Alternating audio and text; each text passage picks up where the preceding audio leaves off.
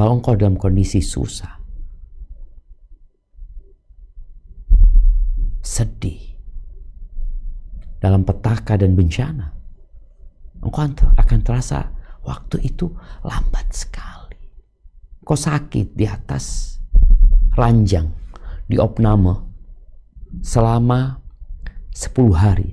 Engkau terasa, ya Allah. Selamat datang di channel Kalam Syiar FM. Assalamualaikum warahmatullahi wabarakatuh. Mari kita dengarkan video ceramah berikut ini. Alladzi bi ni'matihi tatimmus shalihat. Segala puji bagi Allah Jalla Jalaluh, yang karena nikmatnya kebaikan-kebaikan jadi sempurna, yang karena rahmatnya niat-niat baik hamba dapat terlaksana. Allahumma salli wa sallim ala abdika wa rasulika Sayyidina wa maulana Muhammadin wa ala alihi wa ashabihi ajma'in. Ya Allah, semoga salawat dan salam, berkah dan nikmat senantiasa Engkau curahkan untuk hamba kekasih-Mu, untuk baginda Nabi kita Muhammad alaihi salatu wassalam, untuk keluarga beliau, untuk istri-istri beliau, untuk putra-putri beliau, dan untuk seluruh sahabat Nabi. Semoga Allah meridhai kita bersama mereka. Amma ba'd, tak terasa kita sudah sampai hari Selasa lagi. Selasa lalu kita kajian, Selasa sebelumnya juga kajian. Kenapa waktu berlalu begitu cepatnya? Ada yang mengatakan, ya Allah, ana sudah 10 tahun menikah, belum dikasih anak. Sudah 10 tahun. Ngapain aja 10 tahun itu? Ada yang kuliah tahu-tahu merasa ana udah lulus, udah waktunya skripsi, udah akan wisuda. Berapa tahun kau kuliah? 4 tahun. Ahibati fillah, kadangkala waktu itu terasa lambat. Padahal sama aja waktu ana sama antum, ya sama 24 jam. Tapi ada yang merasakan waktu itu berlalu begitu cepatnya. Ada yang terasa panjang sekali waktunya. Padahal enggak. Enggak, lo enggak panjang kok. Engkau berapa lama di penjara? 2 tahun. Tapi seperti 20 tahun. Bayangin ya, 2 tahun. Yang hitungannya sama dengan keluarganya 2 tahun juga. Mungkin orang-orang di sekitarnya 2 tahun. Mungkin sipir di penjara yang bekerja di sana, yang mengelola penjara itu, ya 2 tahun. Tapi nih, tahanan merasa 20 tahun. Ada yang ditahan sebulan. Wallah, sebulan ana ditahanan kayak 10 tahun. Dia melihat kepada jarum jamnya, kepingin dia cepatkan.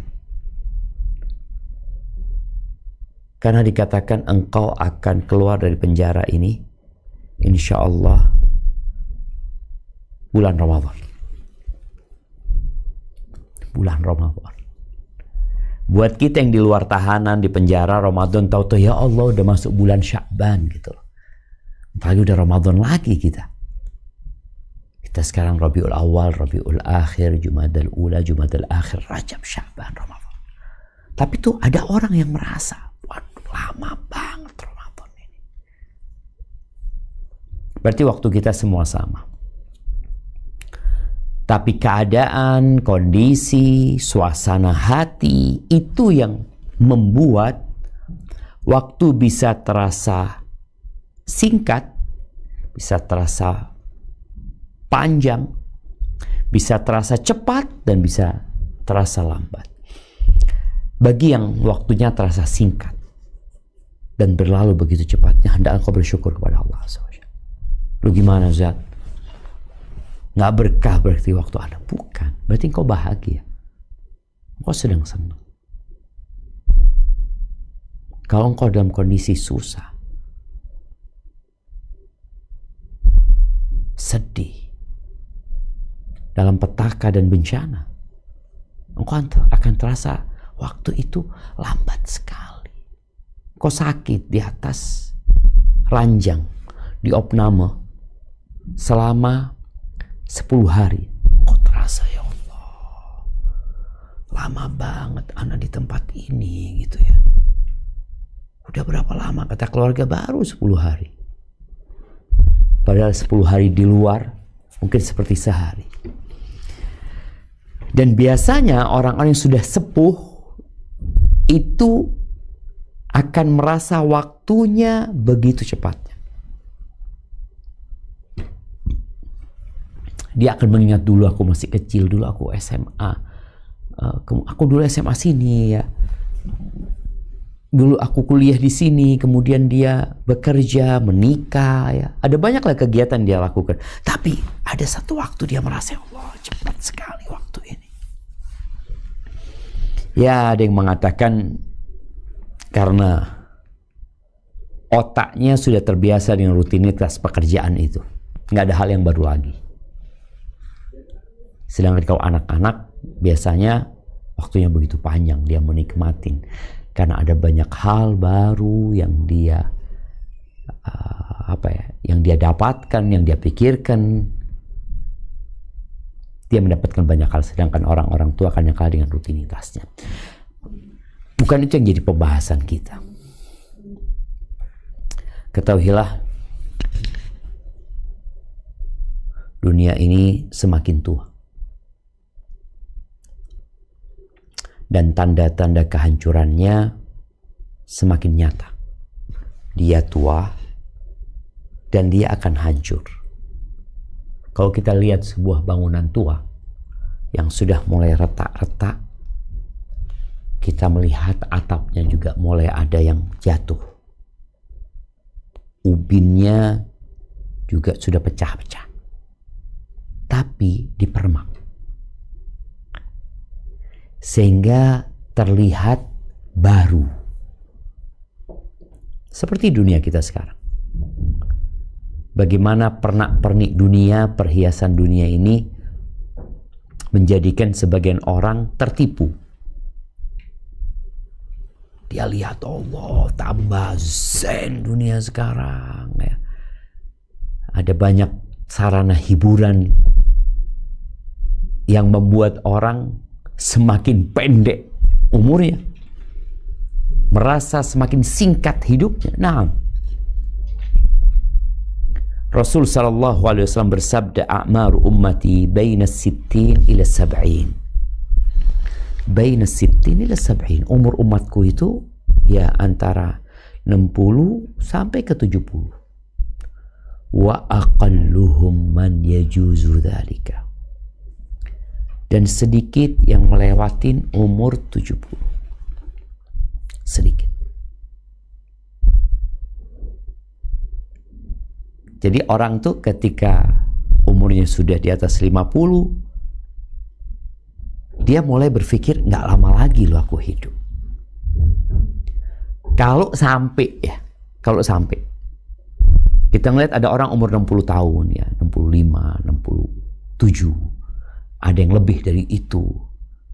Kita ini yang masih ya sekarang umur 50 tahun belum tentu nyampe ke sana. Yang muda-muda yang umurnya 20, 23, 25 belum tentu sampai ke yang sekarang sedang berumur 70 tahun. Apalagi kondisi dunia berubah. Kemarin saya berjumpa dengan seorang dokter ortopedi. Dia cerita, orang yang umur 50 tahun ke atas atau 40 tahun ke atas, beliau sebutkan ya, itu biasanya yang sakit Ustadz lututnya sama pinggangnya. Sekarang anak-anak umur 20 tahun sudah sakit lututnya dan pinggangnya. Anda bisa lihat ada apa sebenarnya. Kenapa yang dulu baru dirasakan di umur 50 tahun, sekarang umur 20 tahun sudah merasakan. Orang gagal ginjal biasanya ya karena ginjalnya sudah lama dipakai, ya di atas umur 50 tahun, 60 tahun mungkin. Sekarang umur 20, 30 tahun. Jamaah rahimakumullah. Allah menggambarkan bagaimana singkatnya hidup ini di banyak ayat dalam Al-Quran. Kenapa? Karena memang modal orang hidup itu adalah waktu. Allah bersumpah wal asri demi waktu asar, wal fajri demi waktu fajar, wal duha demi waktu duha, wal nahar demi waktu siang, wal asri demi waktu asar, terus wal lail demi waktu malam. Karena itu waktu yang akan dilewati manusia. Dan itu modal orang hidup. Engkau harus cinta sama waktu. Kita nih harus cinta sama waktu. Kenapa? Karena waktu lebih berharga daripada uang. Makanya di dunia barat sana, dari kecil kita udah dengar tuh ungkapan time is money, kata mereka. Waktu adalah uang. Waktu adalah uang. Jadi mereka bekerja itu dihitung waktunya. Sejam sekian. Sejam sekian. Overtime dapat lagi. Ternyata waktu lebih mahal daripada uang. Uang yang hilang bisa kita cari. Antum kehilangan uang, anak kehilangan uang, jatuh 1 juta. Antum putar-putar, dapat duitnya. Anak bangkrut, kehilangan uang 1 miliar. Antum usaha lagi dapat 1 miliar. Tapi waktu gak bakalan bisa. Maka Allah Azza wa Jalla menggambarkan bagaimana kehidupan di dunia ini. Agar kita sadar waktu kita tinggal sedikit. Nah, di surat Al-Mu'minun ayat 112, 113. A'udzu billahi minasy syaithanir rajim. Qala kam labithtum fil ardi 'adada sinin. Qalu labithna yawman aw ba'da yawmin fas'alil 'addin. Dia Allah berfirman, berapa tahunkah lamanya kamu tinggal di bumi? Mereka menjawab, kami tinggal di bumi sehari atau setengah hari. Maka tanyakanlah kepada mereka yang menghitung. Barakallahu fiik. Kita lihat jemaah. Ditanya tuh orang-orang di hari akhir. Berapa lama kalian hidup? Kalian kan punya kesempatan untuk menjadi orang baik. Kalian kan punya potensi juga. Punya fasilitas untuk menjadi orang sukses. Untuk berada di surga Allah Azza wa Jalla. Untuk meraih segala keabadian. Jadi waktu kita cuma sebentar bisa ditukar dengan waktu yang abadi. Kalau waktu berapa? 70 tahun. Oke, 70 tahun dikasih sama Allah 1000 tahun. Umpamanya. Orang mau nggak? Mau lah. Oke, 70 tahun kita kasih ganti 70.000 tahun. 70.000 tahun, iya. Dalam kondisi sehat engkau. Dalam kondisi engkau memiliki segalanya. Bisa menikmati segalanya. Tidak seperti orang yang umur 70 tahun yang udah sakit-sakitan, enggak.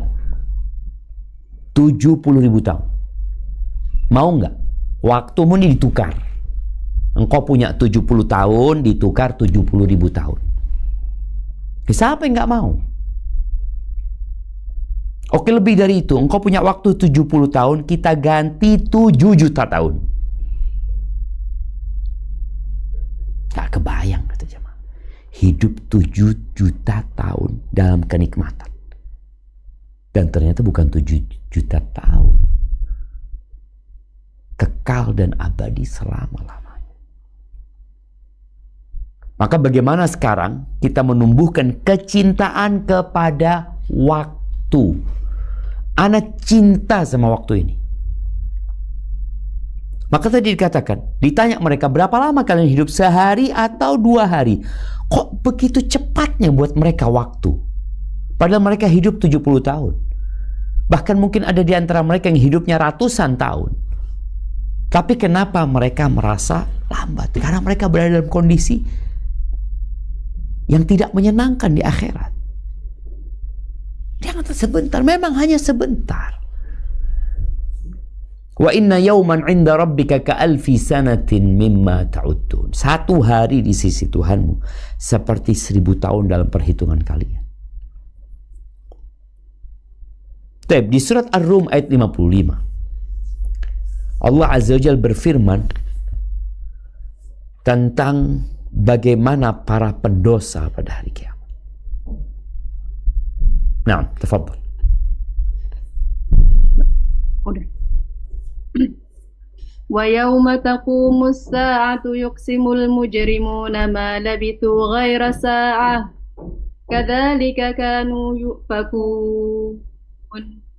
Dan pada hari ketika terjadinya kiamat, orang-orang yang berdosa bersumpah bahwa mereka berdiam dalam kubur hanya sesaat saja. Demikianlah dahulu mereka dipalingkan dari kebenaran. Barakallahu fikum. Nah, kalau dikatakan dalam kubur, ya boleh jadi dalam kehidupan dunia dan kubur. Cuma sesaat mereka hidup.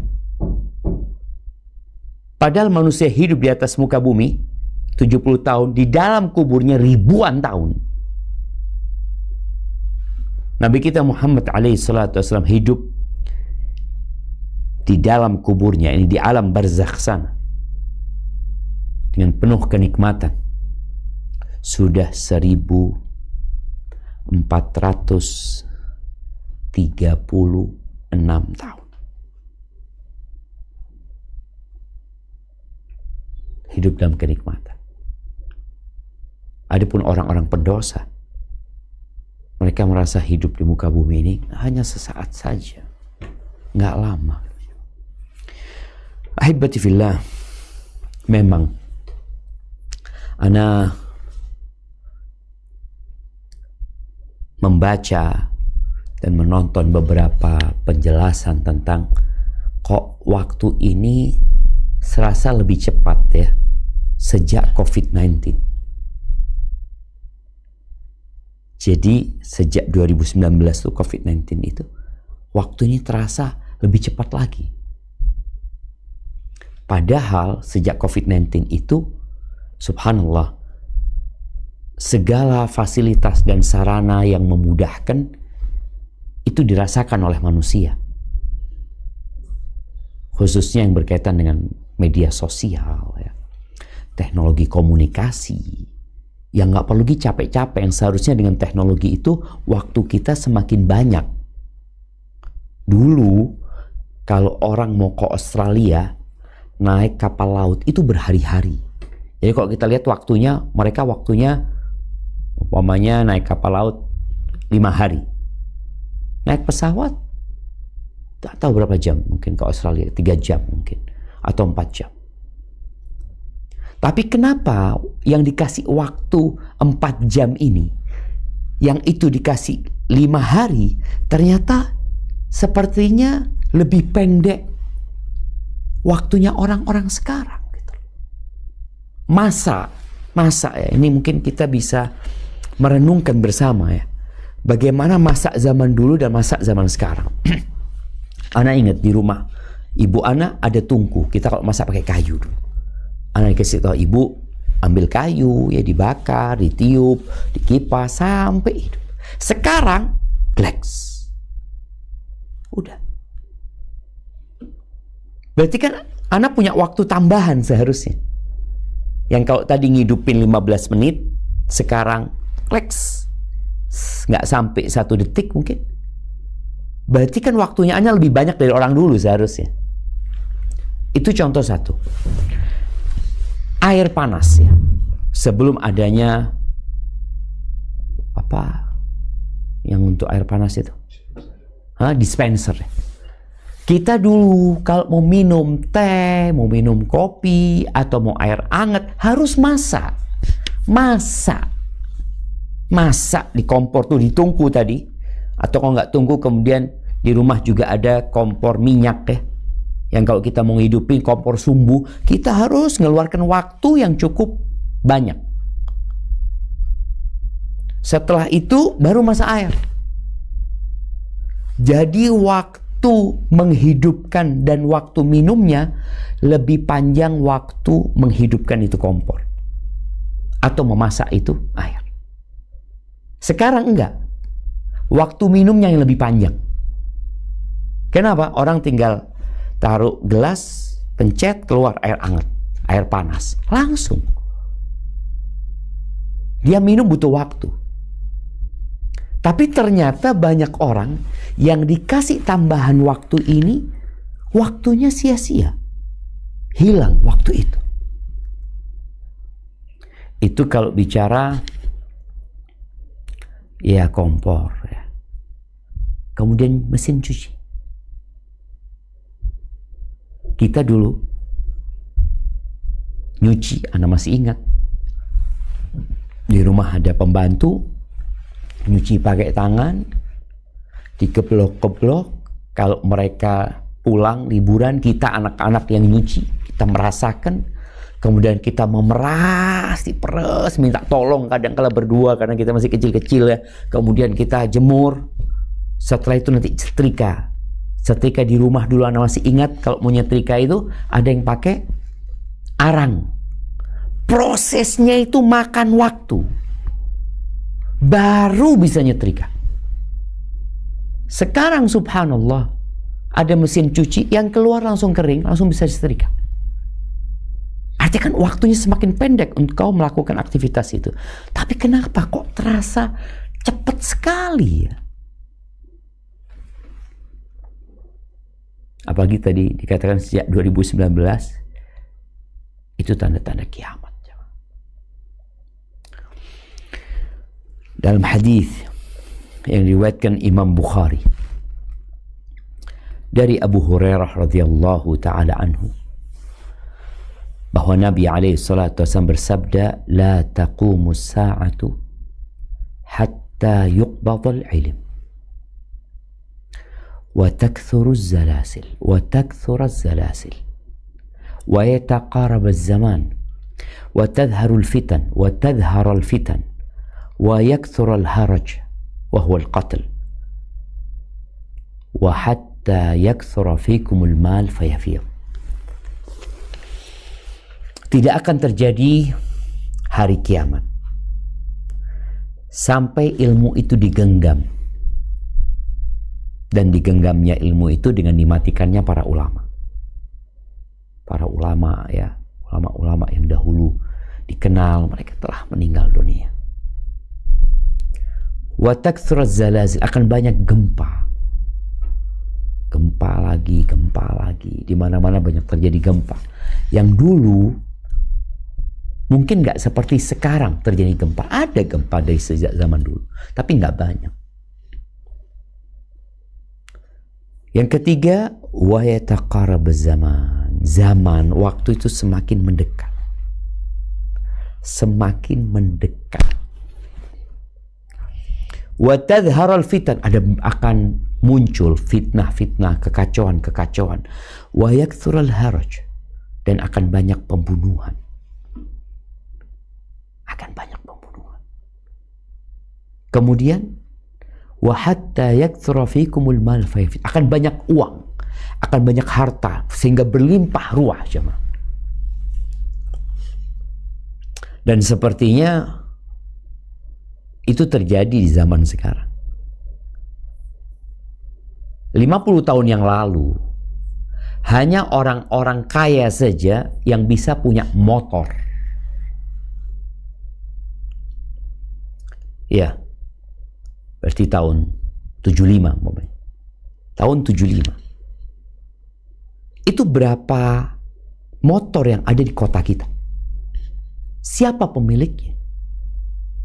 Motor. Apalagi mobil. Sekarang hampir semua orang punya motor.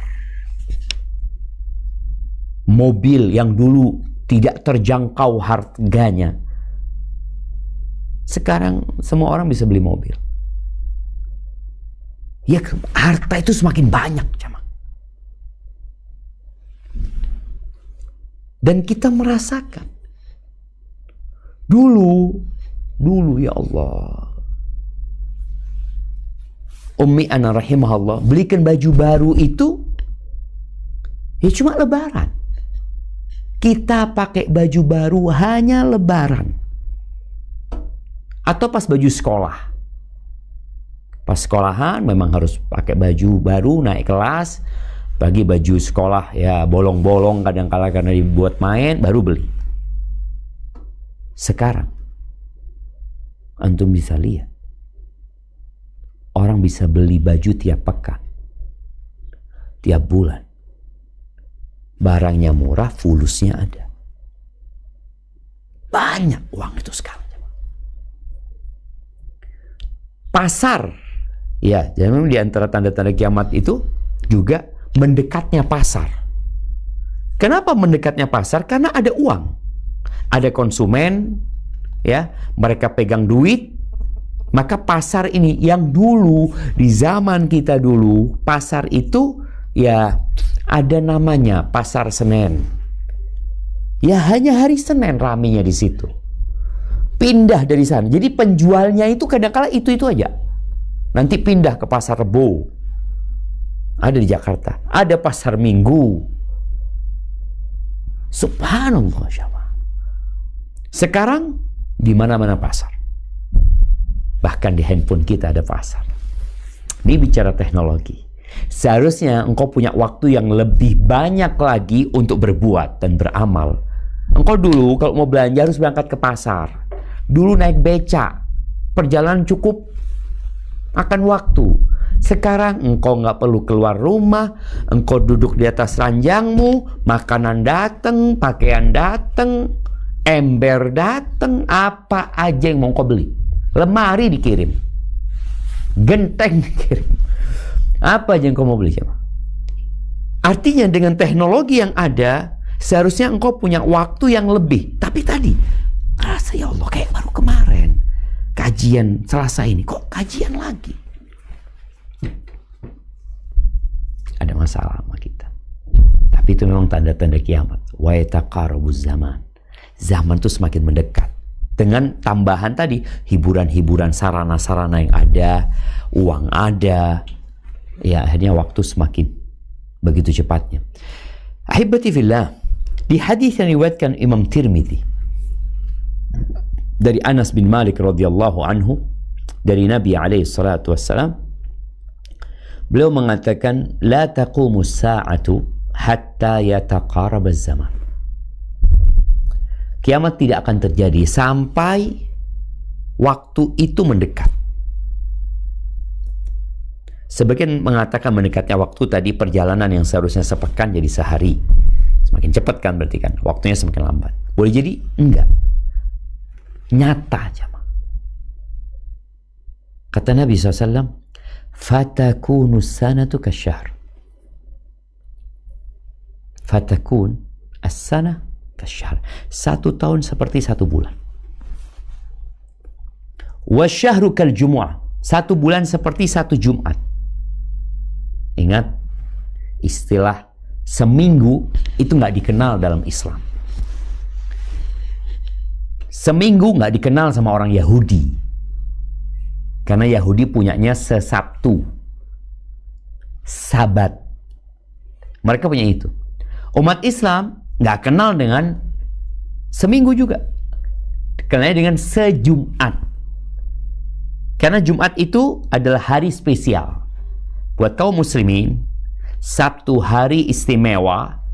Buat orang-orang Yahudi, Minggu, hari Ahad itu hari yang istimewa juga buat orang-orang Nasara. Sehingga mereka menghitungnya seminggu, yang Yahudi sesabtu, yang Muslim seminggu juga. Kok bisa? Ini bicara waktu juga, enggak sejumat. Ketemu Jumat lagi, bukan ketemu Minggu lagi.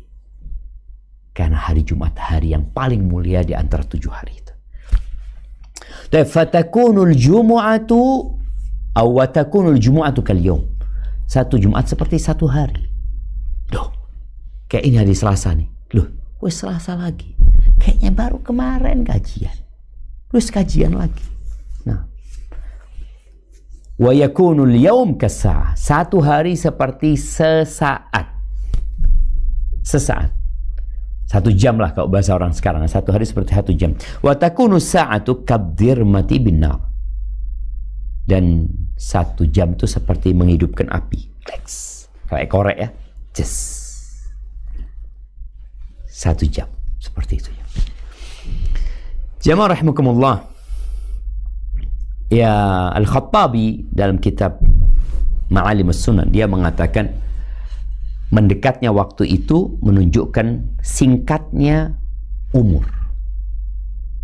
Wa qillatul barakati fiha. Dan sedikitnya barakah.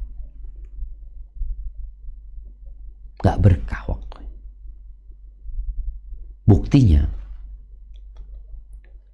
apa pencapaian-pencapaian yang kau dapatkan di umur kau sekarang? Apa? Ada orang sehari bisa 1 juz. Engkau? Ada orang yang sudah hafal juz amma. Engkau belum juga? Belum, Ustaz. Ngapain aja engkau? Kita lihat tadi. Waktu ini kurang berkahnya secara umum. Dan nanti kepada personal-personal itu akan berdampak. Waktunya memang udah pendek, singkat. Salah satu sebabnya mungkin tadi ada banyaknya pernak-pernik dunia ini, aksesoris dunia ini yang menyebabkan akhirnya waktu itu memang tadi jadi pendek sekali. Kemudian disebutkan oleh ulama yang lainnya seperti Al-Baydawi bicara tentang setahun seperti sebulan, makna annahu tadhhab barakatuz zaman. Maknanya berkahnya waktu itu pergi. Fala yata'atta lirajul fi sanatin ma kana yata'atta lahu fi syahr. Orang tuh nggak bisa menuntaskan kerjaan dalam setahun yang dulu sebulan bisa dituntaskan. Padahal fasilitasnya begitu memadai sebenarnya, tapi nggak selesai. Makanya kalau kita melihat ulama-ulama terdahulu mengarang kitab berjilid-jilid, itu ditulis tangan. Nggak ada ceritanya kopas, nggak ada. Nggak ada ceritanya perintah dengan lisan kemudian nulis, ini nggak ada. Tapi lihat, ada masa di mana pekerjaan yang dulu sebulan selesai, setahun nggak selesai. Atau kata beliau, atau yakthur ishtighalun nas wa ihtimamuhum bima yudhishum minan nawazil, atau karena kesibukan manusia dengan perkara-perkara yang baru-baru ini sehingga mereka lupa dengan waktu. Dengan waktu itu. Sehingga mereka tidak tahu gimana sih waktu kok bisa habis ya? Kok bisa hilang? Karena dia dalam kondisi yang sedang bergembira mungkin. Ahibati fillah. Ada orang yang minta tambahan waktu. Karena apa? Karena tugasnya belum selesai. Skripsi yang seharusnya sudah selesai di semester 7 atau maksimal semester 8 nggak selesai. Dia minta tambahan waktu nulis skripsi. Akhirnya ambil 1 semester juga nggak selesai. Minta tambahan waktu lagi. Jadi 10 semester. Jadi 11, jadi 12, sampai ada yang 14 semester. Kenapa orang lain kok bisa? Apakah karena engkau bodoh? Enggak juga. Apalagi sekarang berapa banyak saran yang bisa memudahkan buat engkau. Ada masalah sama kita. Ada yang proyeknya nggak selesai-selesai. Kita lihat proyek mangkrak. Loh, kenapa nggak selesai? Kata butuh waktu tambahan. Tapi jadi masalah pemilik proyeknya mati. Waktunya sudah habis. Makanya dikatakan modal orang hidup itu adalah waktu. Dan orang yang ingin hidup abadi, cintailah waktu. Engkau akan hidup abadi. Bukan di sini. Nggak, di sini semua bakal mati. Tapi kan ada imbalan nanti. Al-jaza'u min jinsil amal. Balasan itu sesuai dengan jenis amal yang kau lakukan. Taib. Allah berfirman di surat Al-Munafiqun ayat 10 dan 11 tentang orang-orang yang minta tambahan waktu ketika waktunya habis. Nah, coba kita baca. وأنفقوا مما رزقناكم من قبل أن يأتي أحدكم الموت فيقول رب لولا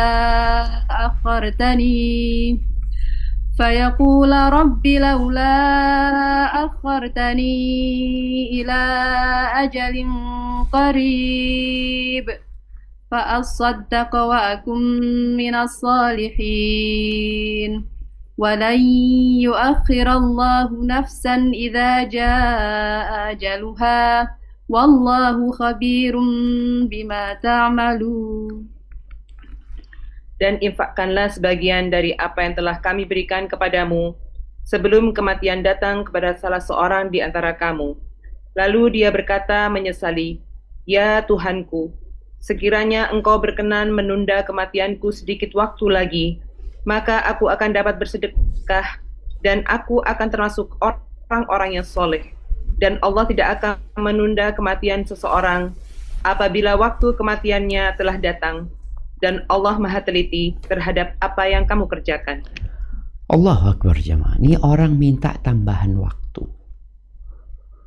Dan tidak minta banyak dia. Tidak minta 1 hari. Tidak minta 10 jam. Enggak. Bas. Deket aja. Tunda aja sedikit. Dia ingin sedekah. Karena sedekah itu tidak butuh waktu yang banyak. Tapi banyak orang membutuhkan fikir yang panjang untuk bersedekah. Ini orang ketika waktunya habis, dia langsung kepikiran mau sedekah. Dia tidak mau berangkat haji karena haji ada waktunya yang sudah dikhususkan. Umrah juga seperti itu. Dia harus melakukan perjalanan yang cukup panjang. Sholat juga ada waktunya. Tapi sedekah nggak kenal waktu. Sholat ada waktu larangan.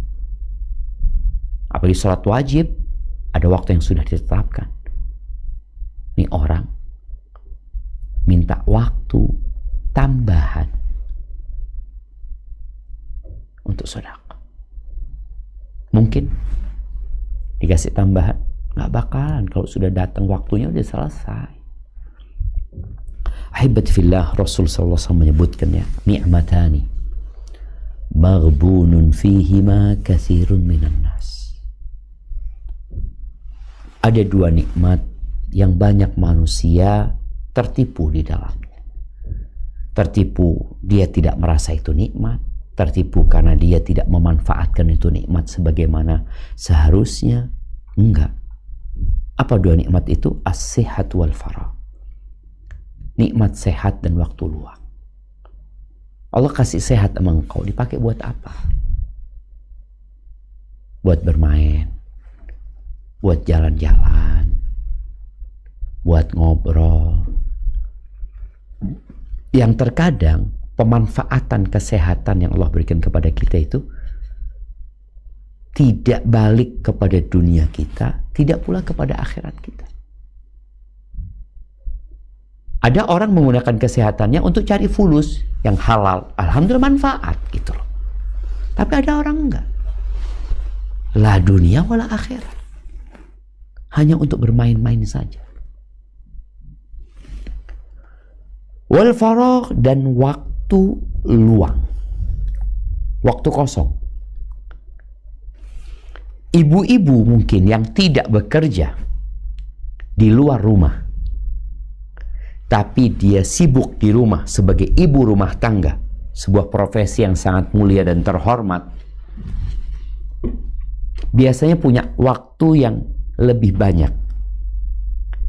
Khususnya apabila anak-anak sudah berangkat sekolah, dia udah nggak punya bayi, apalagi udah tua, anak-anak udah pada nikah semuanya, waktu dia semakin banyak yang luang. Dulu dia memasak untuk 8 anggota keluarga. Sekarang udah enggak. Masak buat suami istri. Kadang-kala dia sendiri, dampingin pembantu. Nggak ada siapa-siapa. Berarti waktu luangmu semakin banyak. Tapi dipakai buat apa?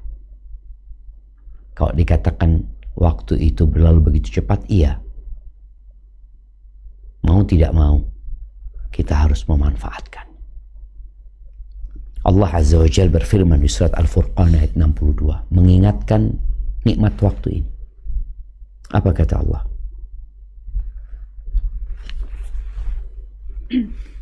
وهو الذي جعل الليل والنهار خلفة لمن أراد أن يذكر أو أراد شكورا. Dan dia pula yang menjadikan malam dan siang silih berganti bagi orang yang ingin mengambil pelajaran atau yang ingin bersyukur. Allahu Akbar. Itu Allah kasih waktu sama kita. Malam. Tahu-tahu udah pagi. Kasih kesempatan sama Allah. Tahu-tahu kita melihat bulan purnama. Ya. Subhanallah. Allah mengingatkan kita. Jadi orang dulu mengetahui waktu dari mana? Dari rembulan. Oh, ini awal bulan. Oh, ini pertengahan bulan. Ini akhir bulan. Itu waktu dalam sebulan. Rembulan menjadi patokan mereka. Di saat habis sholat Isya, manusia-manusia di zaman dulu itu, pada waktu belum ditemukan listrik, ya. Ini tadi yang menyebabkan waktu kita semakin gak berkah. Begitu cepatnya berlalu, tak terasa. Itu salah satu sebabnya ya listrik juga. Makanya kalau padam listrik umpamanya, listrik padam, kemudian HP nggak bisa hidup, televisi juga nggak bisa hidup, komunikasi dengan siapapun tidak bisa, kita akan merasakan malam yang panjang. Kita tuh bangun, ya Allah, jam berapa ini? Baru jam 2, kok udah seger ya? Tapi sekarang jam 2 masih melean, nggak tahu sedang ngapain. Maka hibati fillah, Allah jadikan malam dan siang itu pelajaran buat kita, agar kita menghargai waktu. Sebagaimana malam yang gelap itu akan pergi, dan siang yang terang itu akan diusir, akan ditutupi dengan kegelapan malam, kita pun akan pergi. Namun kita masih nunggu waktu. Kapan kita akan pergi? Ahibati fillah, Rasulullah SAW bersabda dalam hadis riwayatkan Hakim dan Baihaqi. Beliau mengatakan, "Igtanim khamsan qabla khamsin." Manfaatkan 5 perkara sebelum datang 5 perkara. 5 sebelum datang yang 5. 5 yang awal ini boleh jadi kita sedang berada di dalamnya. Dan 5 yang kedua ini belum datang. Tapi boleh jadi sebagian kita udah kedatangan 5 ini juga. Yang pertama kata Nabi SAW, syababaka qabla harmi. Masa mudamu sebelum tuamu. Masa muda sebelum masa tua. Karena memang kualitas waktunya beda.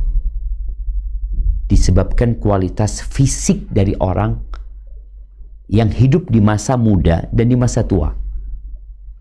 Kita lihat anak-anak muda itu aktif, memiliki energi yang tidak dimiliki oleh orang tua. Seharusnya dia manfaatkan masa muda itu baik untuk dunia atau akhirat. Karena kita hidup di dunia. Kalau untuk di dunia, bagaimana engkau berpikir bisa bekerja yang halal sehingga nanti di masa tua ya engkau nggak terlalu capek gitu loh. Sampai anak ingat ucapan ayah anak, hafizahullah ta'ala, menukil dari kakeknya, dari abahnya, kakek anak.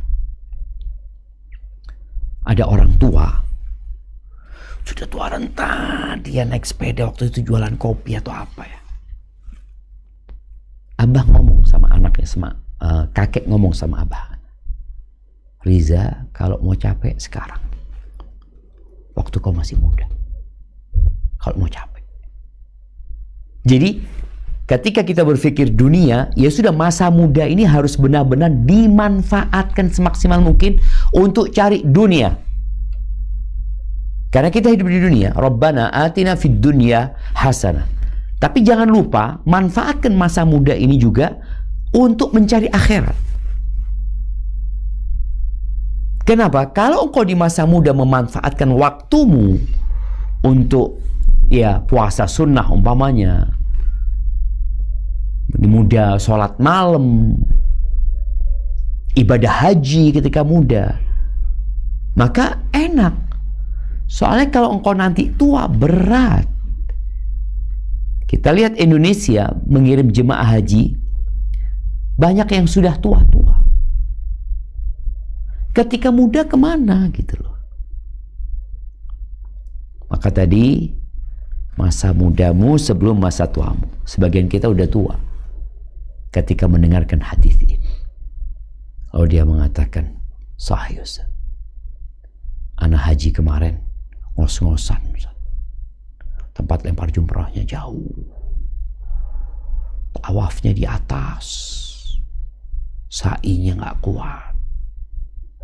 Manfaatkan masa mudamu sebelum masa tua. Jangan masa muda, yang masih muda nih, buat yang masih muda, sebelum datang masa tua. Ini orang tua semua kepingin masa muda itu, waktu muda itu balik lagi.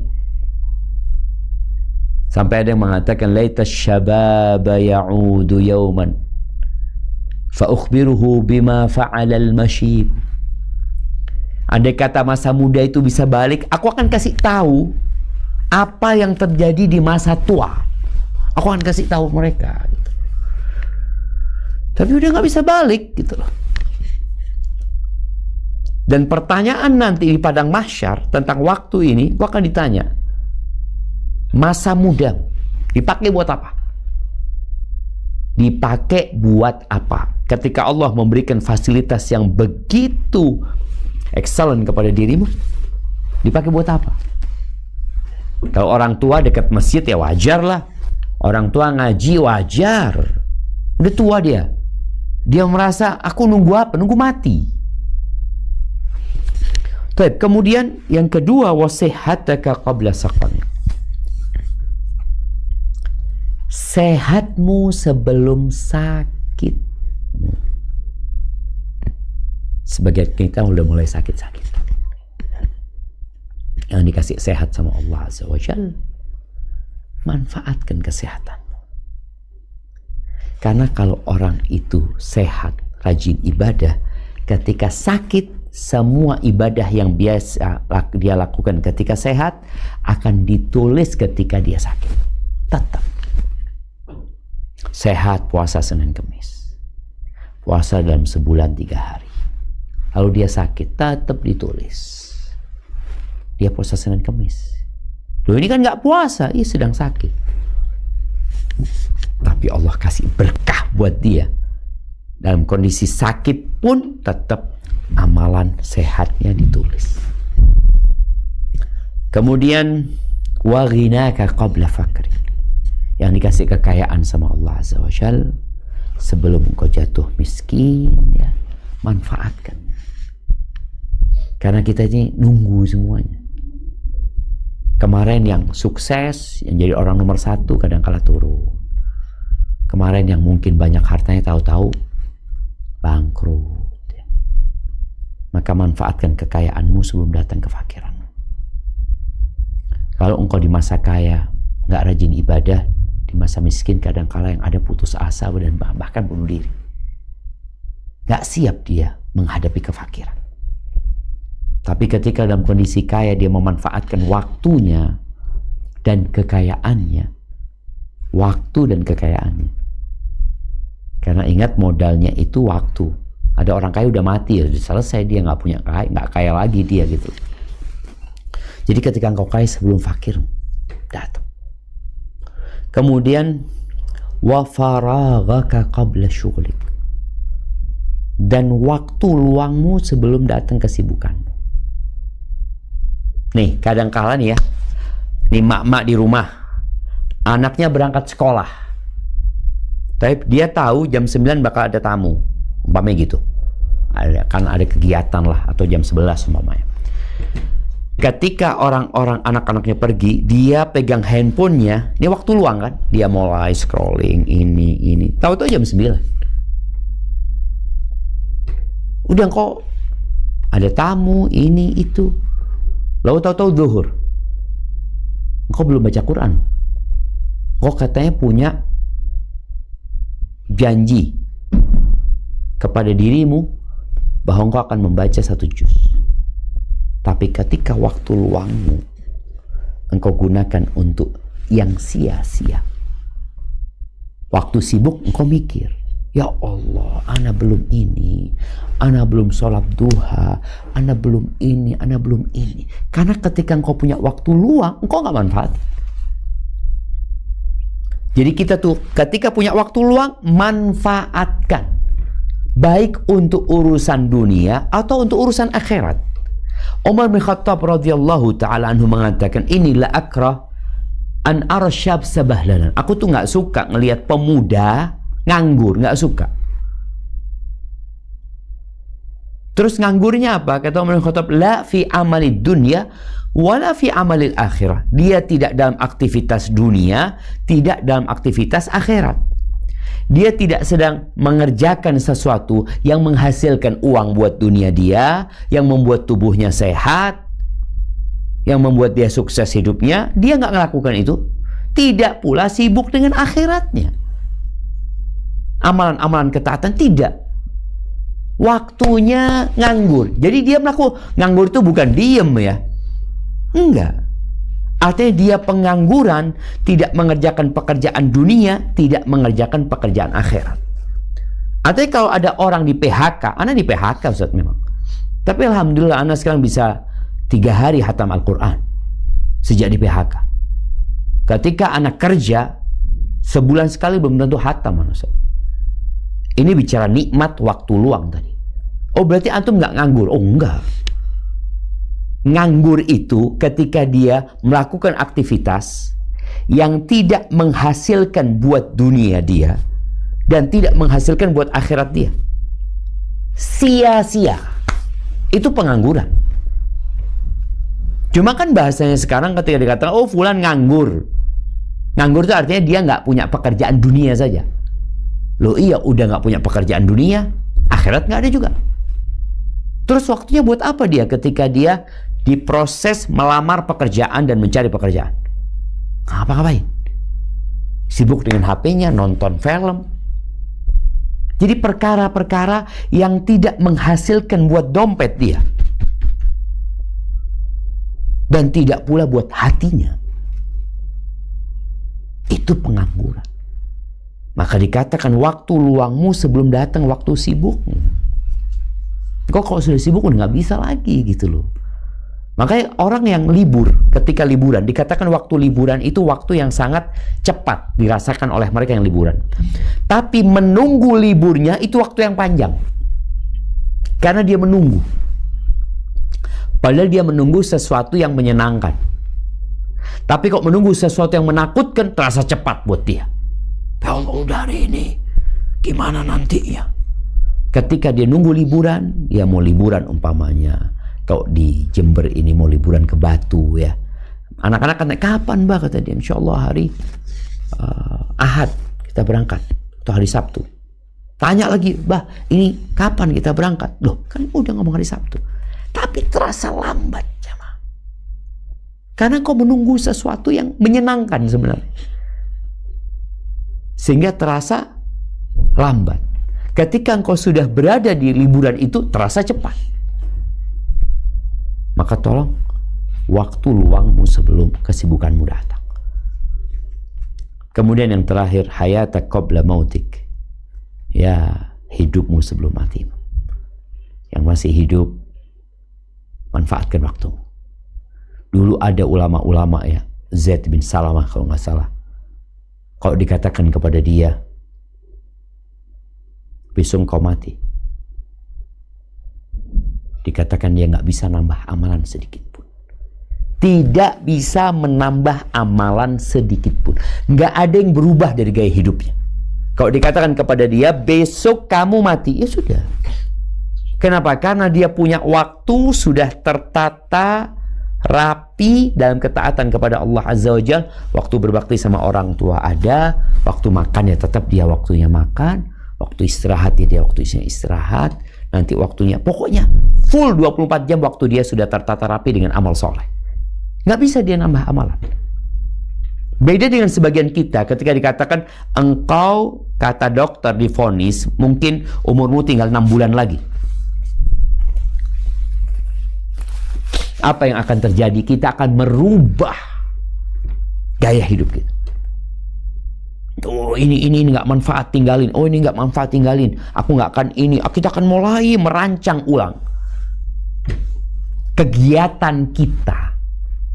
Ini menunjukkan bahwasanya memang kita selama ini tidak memanfaatkan hidup kita untuk hal-hal yang positif dan kebaikan. Ada banyak yang hilang waktunya gitu. Jadi kalau kita bicara punya ember kita bocor. Maka sekarang ini kajian ini dalam rangka menambal ember bocor itu. Supaya waktu kita ya benar-benar bisa dimanfaatkan. Hasan al-Basri mengatakan, "Ya ibn Adam, innama anta ayyam, fa idza dhahaba yawmun dhahaba ba'duka." Wahai anak Adam, engkau hanya serpihan hari. Kumpulan hari ya. Kumpulan hari. Kalau kita bicara ini tisu ya, anak-anak pegang tisu. Anak bukan sedang mengiklankan tisu ini. Tapi engkau itu seperti ini mungkin. Kalau ini kumpulan hari, satu hari, udah habis. 2, 3, 4, ngurangin nanti sampai habis. Engkau hanya itu. Ketika habis satu hari, habis sebagian dari dirimu. Makanya ada orang istilahnya ulang tahun, sehingga mereka berpesta ria. Orang yang bertambah umurnya sejak dia lahir, sebenarnya berkurang umurnya untuk kematian dia. Umpamanya umur orang ini 60 tahun. Dia tahun pertama, kedua umur 10 tahun. Kan kata orang nambah umurnya. Umur berapa sekarang? 13, Masya Allah. Padahal kalau dihitung mundur, berkurang umur dia. Dia ini 60 tahun, berarti tinggal 47 tahun. Yang sekarang umur 57 tahun. Engkau waktunya tinggal 3 tahun. Engkau mau merayakan. Engkau mendekati kematian. Dengan bertambahnya umur, engkau bertambah dekat kepada kematian. Kalau tadi bicara tisu, engkau semakin sedikit isinya. Maka seharusnya engkau bersedih. Tapi ya juga bersyukur masih dikasih hidup sama Allah. Manfaatkan hidupmu sebelum mati. Imam Ibnul Qayyim rahimahullahu ta'ala mengatakan bahwa idha'atul waqt asyaddu minal maut. Menyia-nyiakan waktu itu lebih buruk daripada kematian. Lebih buruk daripada kematian. Menyia-nyiakan waktu. Kenapa?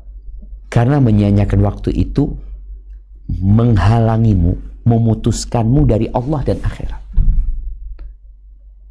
engkau nggak bisa ke akhirat. Engkau dikasih modal waktu sama Allah, ini waktumu, manfaatkan. Tapi kita sia-siakan. Kalau menyia-nyiakan, kalau kematian itu hanya memutuskanmu dari kehidupan dunia dan penghuni dunia, udah mati engkau. Tapi engkau hidup, menyia-nyiakan waktumu, ya sebagian orang hanya seperti bangkai hidup. Kita lihat pemuda-pemuda sekarang ya. Kalau kita menelisik kehidupan mereka, kita lihat apa sih yang mereka kerjain. Masa muda itu. Kuliah mereka, nah. Sekarang perusahaan-perusahaan besar sudah nggak percaya dengan, atau banyak yang tidak percaya dengan ijazah. Mereka butuh sertifikat skill. Yang inginkan skill. Anak muda. Tapi ketika anak muda hidup dengan sarana, prasarana teknologi yang memudahkan hidup dia, ternyata dia tidak memanfaatkan hal itu. Itu sia-sia. Agar waktu berkah, apa yang harus kita lakukan? Keluar dari zona nyaman. Nah, keluar dari zona nyaman. Sebagian kita sudah terkungkung, terbelenggu dengan rutinitas dia. Maka kenapa dikatakan orang yang sudah sepuh itu waktunya kok kayak begitu cepat ya gitu. Udah malam gitu ya, seperti itu. Udah pagi, udah siang ya, udah sore gitu lah. Karena biasanya dia hidup dalam rutinitas itu. Engkau harus membuat gebrakan baru. Tambah kegiatanmu. Contoh, aku mau menghafal Al-Quran. Tambahan kegiatan. Aku sudah sepuh ya. Aku akan menghatamkan Al-Quran. Anda kalau ngelihat ya, orang-orang sepuh, ada kawan cerita, ibunya itu umur 93 tahun. Tapi Ustaz, baca Quran tidak pakai kacamata Ustaz.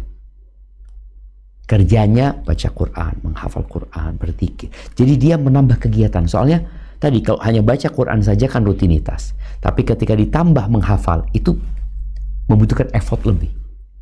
Ada hal baru yang kau lakukan ya. Dan ya kegiatan-kegiatan lainnya perlu dilakukan. Yang penting kegiatan itu bermanfaat.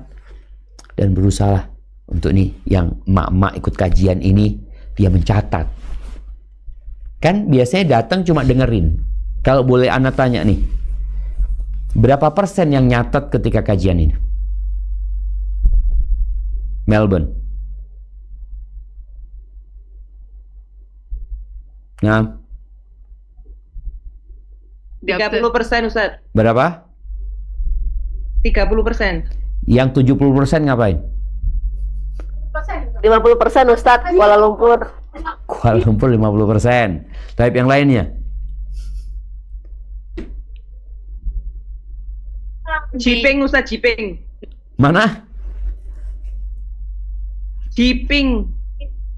Ngaji kuping. Iya.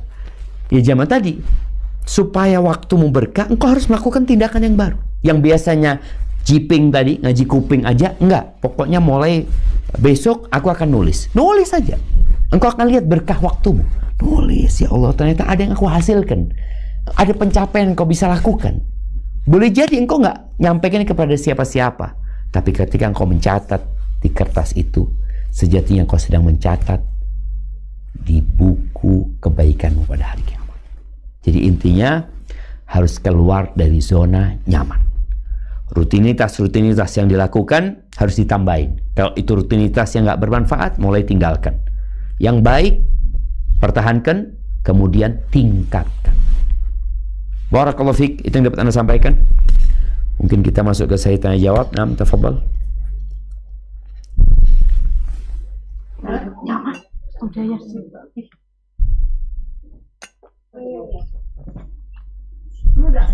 Assalamualaikum warahmatullahi wabarakatuh. Waalaikumsalam warahmatullahi wabarakatuh. Naam, tafadhali. Ini di luar tema Ustadz hari ini. Siap. Ustadz, apabila kita mengetahui ada seperti pemerintahan atau orang atasan di atasnya kita gitu ya Ustadz, mereka ketahuan sudah jelas korupsi misalnya Ustadz. Kemudian si yang korupsi ini bagi-bagi zakat atau bersedekah atau berbagi ke orang-orang yang di bawah-bawahnya tadi. Kita yang tahu ini Ustadz boleh menerima atau bagaimana Ustadz? Tunggu, Afan. Kita nerima apa? Menerima dari yang si korupsi tadi. Misalnya bantuan atau sedekah atau zakat. Sedangkan kita tahu jelas bahwa orang itu koruptor gitu misalnya Ustaz. Tahu bukan prasangka. Nah, kalau keduanya gimana Ustaz? oh iya, siap. Barakallahu fikum. Ya, barakallahu fiik. Jazakumullah. Iya, jamaah berkaitan dengan harta ya.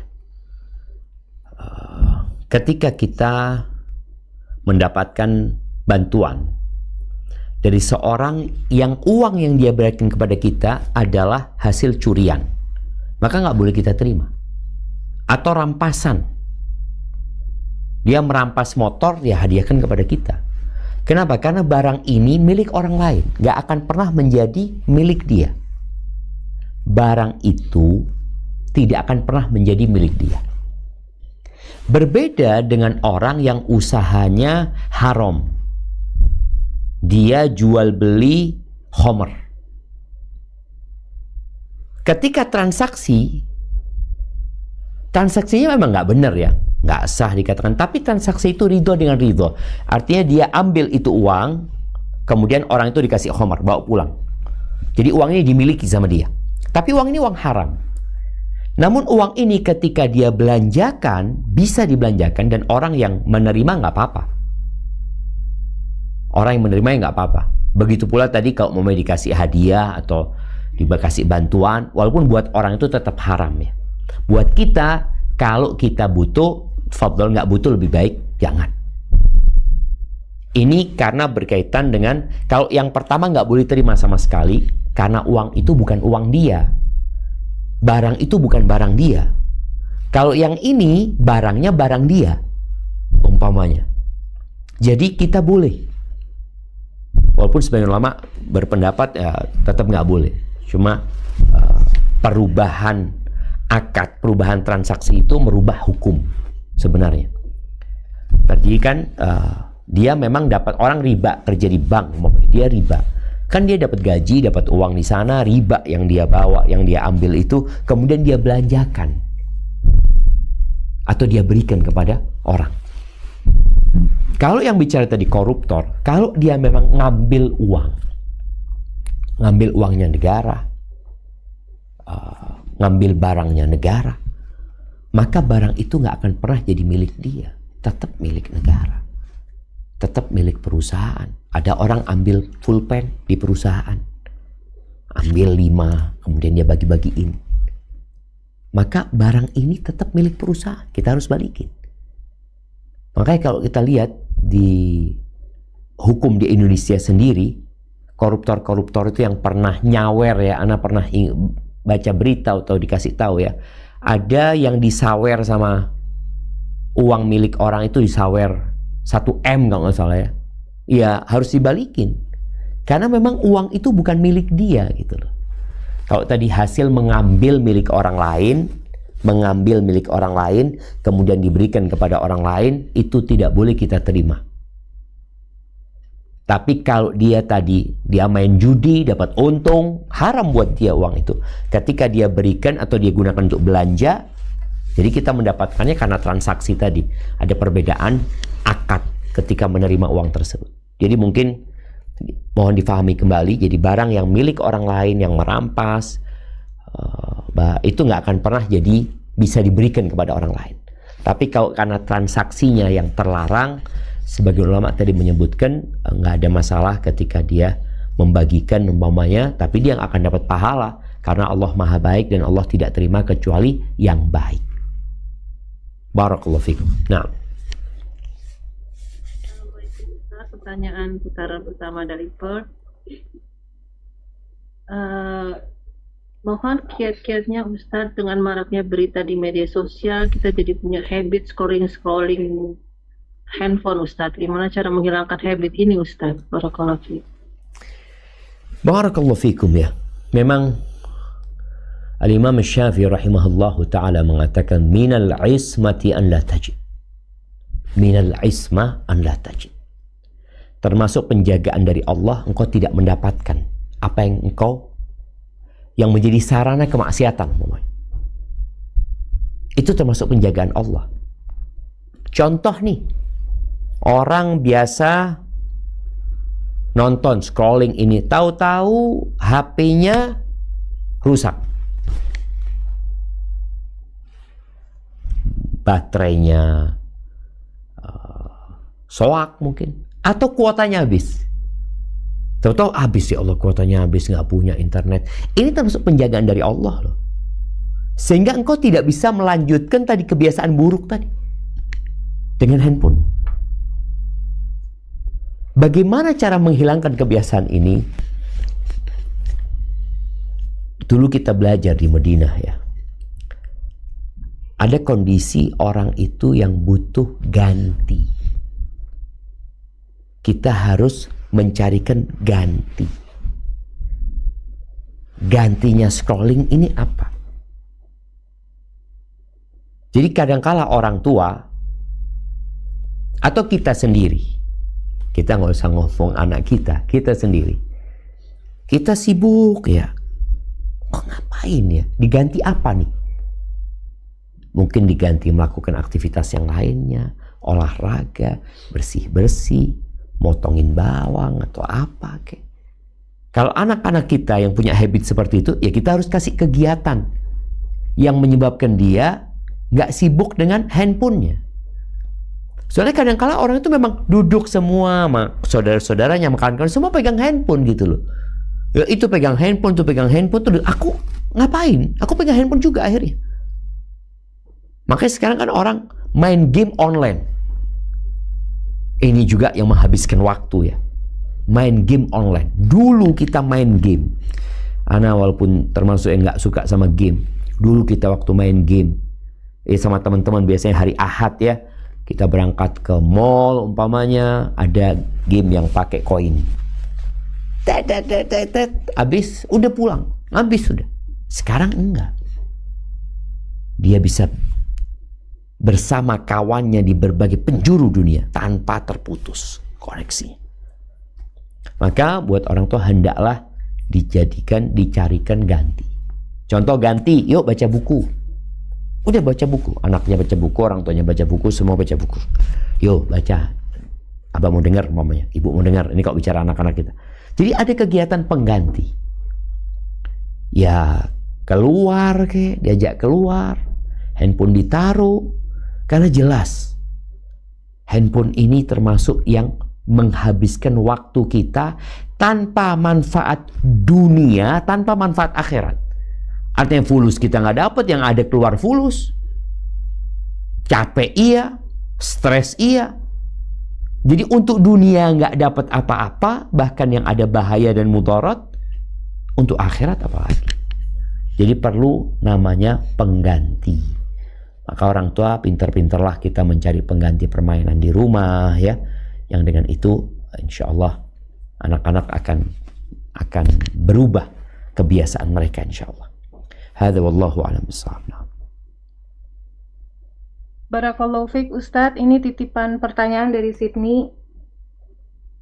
Di Australia ini saya rasakan waktu sangat cepat, lain waktu ketika saya berada di Indonesia.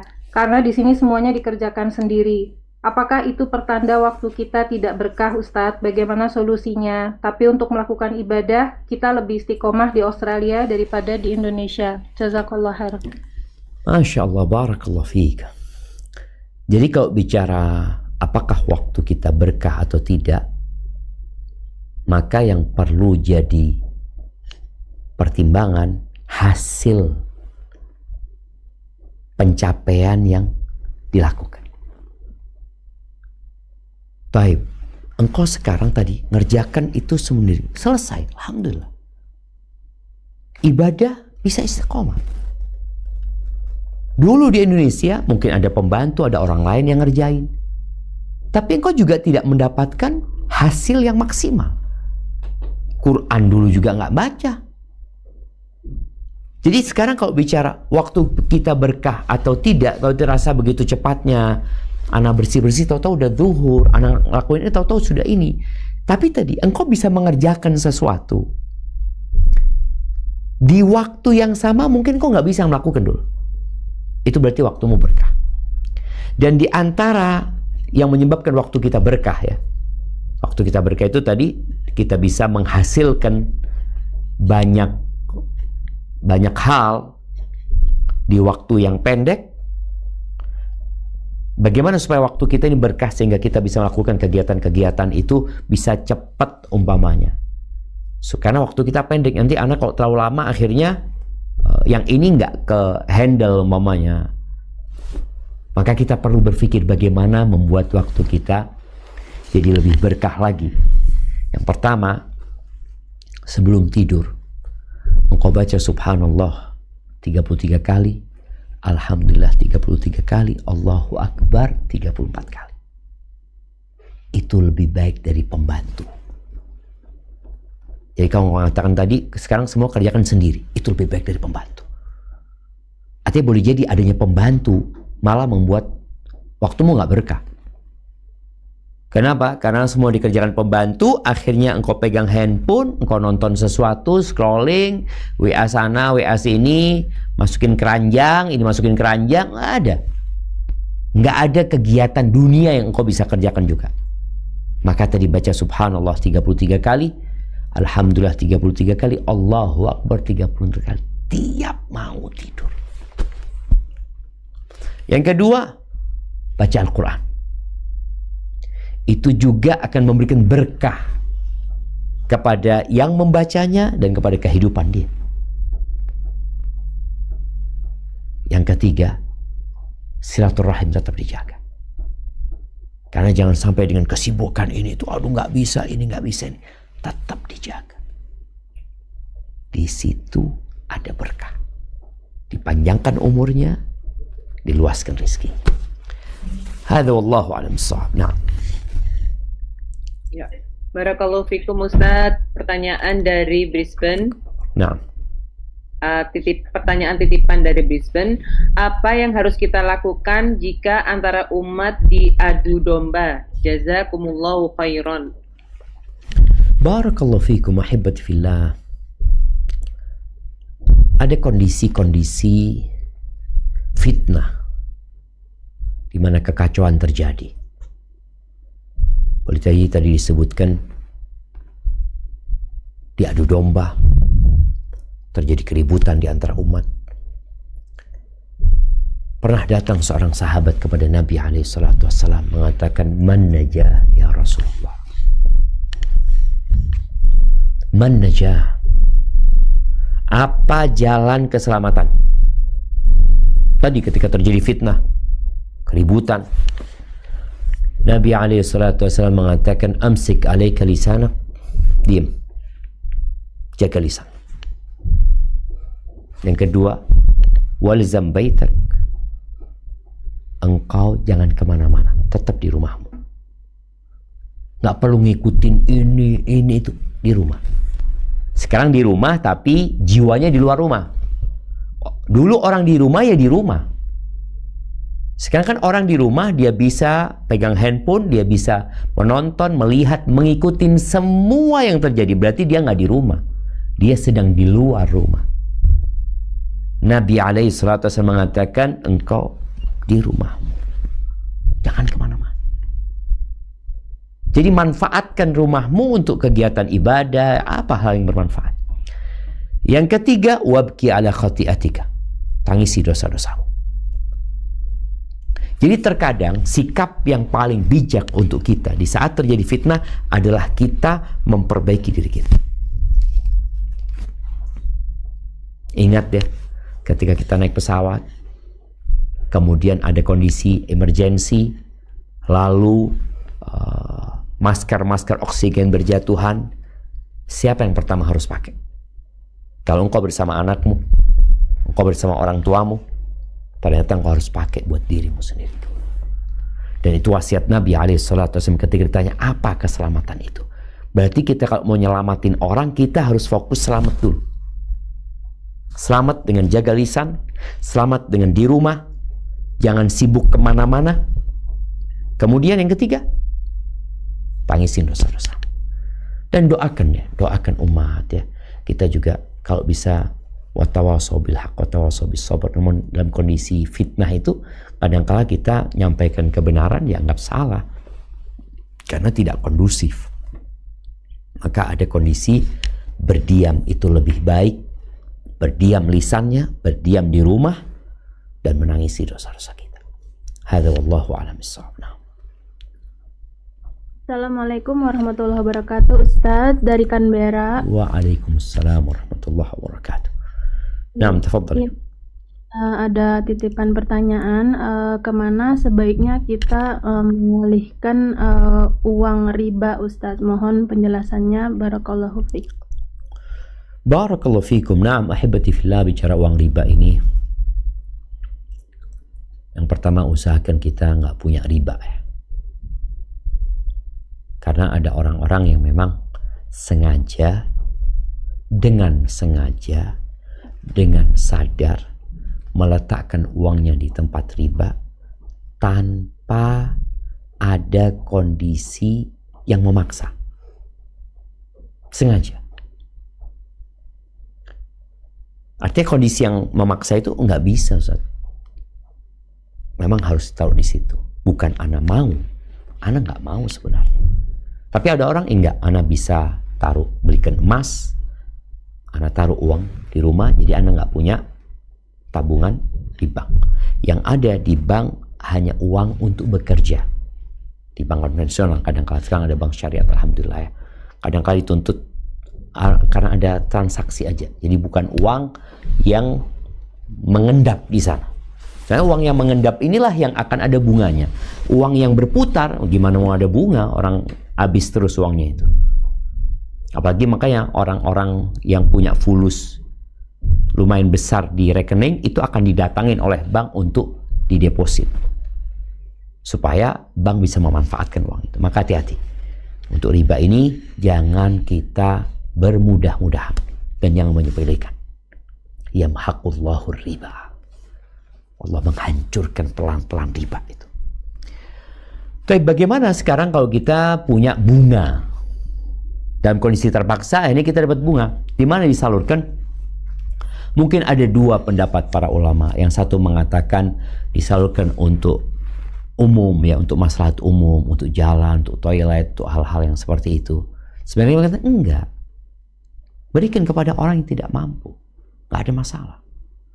Karena tadi, ingat pertanyaan berkaitan dengan uang korupsi. Ini uang riba. Beda dengan uang korupsi tadi yang harus dibalikin. Uang ini riba, nggak dibalikin, sudah. Terus, ya kita nggak boleh, haram buat kita tentunya. Sedangkan buat orang lain, halal buat dia. Sebagaimana kalau kita bangun toilet halal, bangun jalan halal, kita berikan juga kepada orang-orang miskin. Ingat, bukan dengan niat bersodakoh. Tapi niat berlepas diri dari dosa. Engkau seakan-akan punya bara api di tanganmu yang akan membakar dirimu nih. Maka bagaimana bisa jadi penerang di rumahnya fulan. Bisa buat masak sama dia. Tapi kalau di tanganku aku terbakar. Jadi memang ada dua pendapat tadi yang mengatakan untuk maslahat umum, yang kedua enggak. Untuk orang nggak mampu pun boleh, tapi ingat dalam semua itu niatnya bukan untuk bersodakoh. Kenapa? Karena innallaha thayyibun la yaqbalu illa thayyiban. Allah itu maha baik dan Allah tidak menerima kecuali yang baik. Tapi niat kita adalah berlepas diri dari bara api tadi. Hadza wallahu a'lam bissawab. Nah. Assalamualaikum Ustadz dari KL. Waalaikumsalam warahmatullahi wabarakatuh. Nah, jika seorang anak yang sudah dewasa, sudah kuliah, sudah tidak sanggup lagi di asrama karena aktivitas yang sangat padat di asrama dan biaya yang sangat besar juga sehingga menjadi beban bagi si anak karena ekonomi keluarga yang sedang tidak baik sehingga anak terganggu kuliahnya, konsentrasinya. Anak minta kos karena lebih irit, tapi orang tuanya terus memaksa tetap di asrama tanpa mendengar keluhan si anak. Si anak merasa malu karena sering tertunggak biaya asrama. Bagaimana baiknya Ustadz? Masya Allah. Naam, barakallahu fikum. Ya ahibati fillah ya. Perlu orang tua sama anak ini lebih dekat lagi. Jadi kalau dikatakan sekarang masalahnya di orang tua, bukan di anak kan. Orang tua yang tidak mau. Anaknya menawarkan solusi, yang solusi ini insya Allah berkaitan dengan biaya. Ini pandangan sang anak. Insya Allah dengan kos biayanya akan lebih murah. Tapi orang tua punya pandangan lain. Dia khawatir kalau anaknya di kos-kosan akan terpengaruh dengan lingkungan umpamanya yang tidak baik. Ada yang dikhawatirkan orang tua. Sehingga buat orang tua tertunggaknya bayar asrama lebih mudah buat dia daripada nggak nunggak tapi anaknya jadi buruk. Itu yang dikhawatirkan oleh orang tua. Maka sang anak ini sepertinya perlu menyampaikan, menepis kekhawatiran orang tua. Dengan cara tadi menyampaikan, enggak, aku insya Allah kos-kosannya ini kos-kosan yang seperti apa, dengan anak-anak yang soleh, dengan anak-anak yang baik, yang mereka rajin ke masjid umpamanya. Ada yang perlu dia jelaskan ke orang tuanya. Karena ya ini prasangka anak ya, boleh jadi salah anak ya. Prasangka anak orang tua itu mempertahankan di asrama walaupun dia berat karena demi pergaulan anaknya. Sedangkan anak berpikir ahsan tinggal di luar demi meringankan beban orang tua dan dia nggak malu karena nunggak. Nah, dalam kondisi seperti ini mungkin anak sama orang tua ini perlu menjalin komunikasi yang baik lalu mereka istikharah. Kan pilihannya manusia yang kadangkala menurut pandangan dia baik belum tentu baik di sisi Allah. Sang anak juga diminta istikharah. Nah, engkau istikharah. Orang tua, ayah istikharah juga, ya ibu istikharah juga. Bismillah, minta pilihan Allah. Jadi anak sudah memberikan penjelasan kepada orang tua. Kalau ngomong nggak bisa, tulis surat. Tulis surat kepada orang tuanya, baik-baik sampaikan ya. Nanti orang tuanya akan memberikan tanggapan. Soalnya kalau ngomong kadangkala diputus sama orang tuanya. Tapi yang jelas setelah ini kan udah musyawarah sama ustadz nih umpamanya seperti itu. Yang perlu dilakukan nanti adalah istikharah, minta pilihan Allah Azza wa Jalla. Allah mengatakan kutiba alaikumul qital wa huwa kurhul lakum wa asa an takrahu syai'an wa huwa khairul lakum wa asa an tuhibbu syai'an wa huwa syarrul lakum. Kata Allah, boleh jadi yang kalian benci itu baik buat kalian. Gak suka, tapi baik buat kalian. Dan boleh jadi yang kalian suka itu buruk buat kalian. Wallahu ya'lamu wa antum la ta'lamun. Allah tahu, kalian nggak tahu gitu loh. Kita tuh taunya suka nggak suka. Baik dan buruk kadangkala nggak terlalu kita pahami. Hadza wallahu a'lam bissawab. Nah. Sepertinya itu jadi pertanyaan terakhir. Nah. Ya Kak Evi, pertanyaan terakhir itu kan? Nah, udah tadi terakhir Ustadznya. Siap.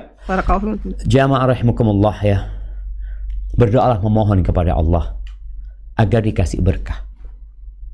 Di mana? Berkah di keluarga kita, berkah di waktu kita, berkah di anak-anak kita, di harta kita. Karena berkah itu kalau turun di rumah, maka rumah akan penuh sakinah, mawaddah dan rahmah. Berkah itu kalau turun di harta, maka harta itu akan berkembang, tumbuh, bermanfaat, dan bisa dipertahankan. Dan berkah itu kalau turun ke anak-anak kita, anak-anak jadi anak-anak yang berbakti kepada orang tuanya ya, bermanfaat untuk nusa dan bangsanya. Dan berkah kalau turun di waktu, maka kita akan dapat memanfaatkan waktu sebaik-baiknya. Maka berdoalah memohon kepada Allah Azza wa Jalla, hilangkan segala penghalang yang menyebabkan waktu kita nggak berkah, carikan pengganti. Dan kadangkala tidak adanya sesuatu yang membuat kita terlena, itu adalah nikmat dari Allah dan penjagaan darinya. Sampai berjumpa kembali, semoga senantiasa dalam lindungan ilahi. Subhanakallahumma wa bihamdika asyhadu an la ilaha illa anta astaghfiruka wa atubu ilaik. Wassalamualaikum warahmatullahi wabarakatuh. Tenangkan hati, buka telinga, dan resapi setiap kalimat. Suara yang mengingatkan, bukan menggurui. Kalam Syiar FM. Terima kasih sudah menonton, semoga bermanfaat.